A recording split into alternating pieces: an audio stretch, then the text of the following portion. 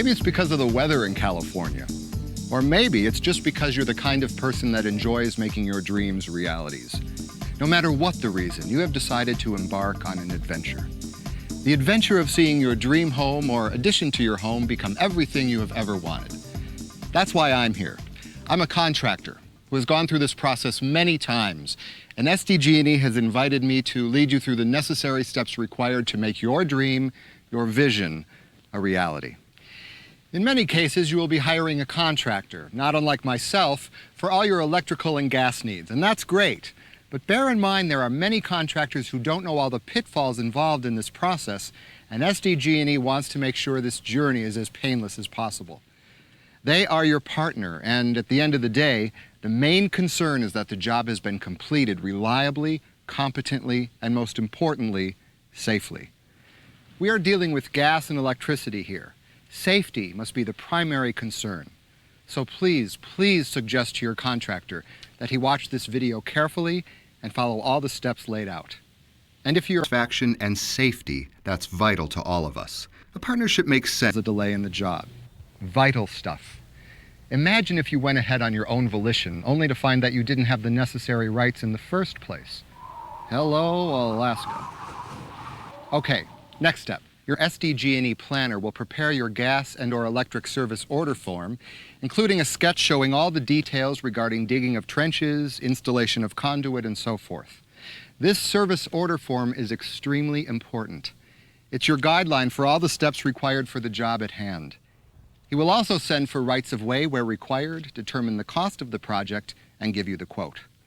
Once this is completed, you will receive a letter with your service order as well as all relevant specs.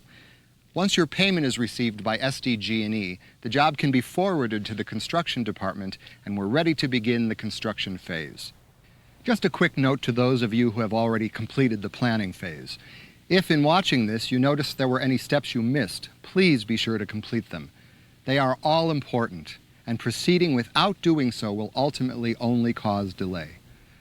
There are two parts to the construction phase. The first part is called the early construction phase, and it is here that the trench is dug, the lines are laid, and the necessary inspections performed.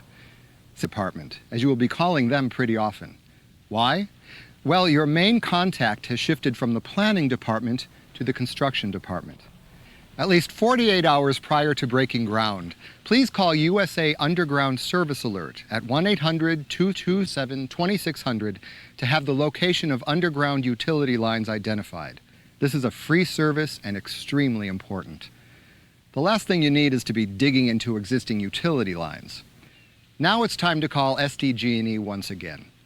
This time to arrange a pre-meet with your inspector. He'll come over and meet with you or your contractor, which you'll find on your service order form. The inspection process is one you will be repeating throughout the various stages of construction, but once again, let me stress its importance. You don't want to go back simply because you missed an inspection. On the same note, let me also repeat the importance of following specifications to the T. Redigging the weld hole because it wasn't wide enough to accommodate SDG&E workers is not the way to go. Okay. Back to the nuts and bolts. Once the trench had 12 inches of shading material. This 12 inches is measured from the top of the electrical conduit, SDG&E crew to pull through the necessary wires. The inspector will supply the mandrel. Well, folks, you are to be congratulated because you have now completed the early construction phase. I don't want to beat a dead horse, but please remember to go through all the inspection phases. The good news is that some inspections may be combined, but that is something you need to discuss with your SDG&E inspector. Follow the rules and it will save both time and money. And that is certainly preferable to minus 70 degrees in the Great White North. Now that you have passed the final SDG coming out, just call your construction department. Follow all the steps as laid out in this video. Read the step-by-step guide. And everything should be smooth sailing. So don't hesitate to call if there's anything that isn't clear. Finally, please make sure that you have completed these 3 simple steps. 1. Contact SDG&E to set up your initial billing account. 2. Obtain all the necessary inspections from SDG&E. And 3. Obtain final inspection from the city or county. That's it. SDG&E is your partner in making your dream home or remodeling project a memorable and pleasant experience. As for me, well, I hear that the fishing in Alaska is particularly good this time of the year. So, Kodiak Island, here I come.